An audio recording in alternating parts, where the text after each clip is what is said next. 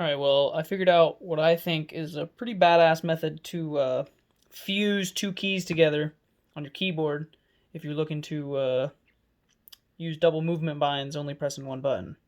So anyways, you pick your two keys. You keep them in the keyboard, but I took all these keys out around these two keys just to make it easier to pry them out when I get them out. So I just little globs of sticky tack. Put them on the keys.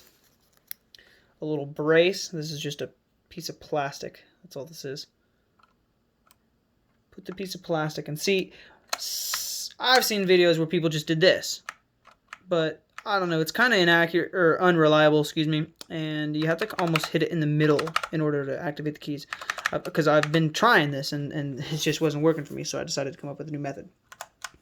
So anyways, so now that I got my form factor here, pop them off really easily here, or real gingerly. Don't move them. That's what I'm trying to say. Come on now. All right. And so now they came off exactly how they should have, or how they're going to go back onto the keyboard. And now I'm just going to mark them right in the center.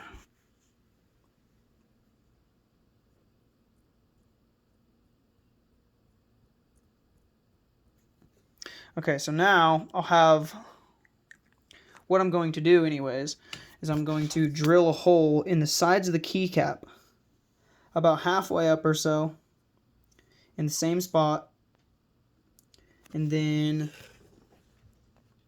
put a little piece of wire through them. This is just actually a bobby pin, and then I put two little globs of super glue and stuck the pin in between the two, and you just got to make sure that it's short enough.